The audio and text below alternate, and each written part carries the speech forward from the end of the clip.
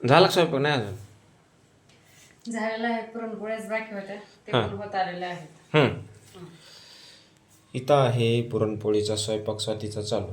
हा, बाकी सगळं आवरलेलं आहे. पुरणपोळी पाहून किती भारी फुगली. पुरणपोळी फुगलेली आहे असं स्वातीचं म्हणणं आहे की सर्वांनी बघा. आणि ती भात आमटी काही बनवली, थोडस थांबा जरा. स्वाती खूप कारण परेशान झालेली आहे गरमीनं. किचनमध्ये फॅन आहे पण आता व्हिडिओमुळे फॅन पण बंद केला आहे, आवाज येतो त्याच्यामुळं. तर सर्वांना अक्षय तृतीयाच्या खूप खूप शुभेच्छा आमच्या पूर्ण परिवारातर्फे आणि राधिका हर्बल साबण तर्फे सुद्धा.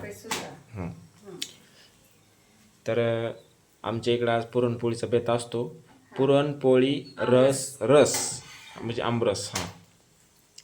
असा बेत आहे. पापड आणि भात आणि आमटी मेन म्हणजे आवडतात.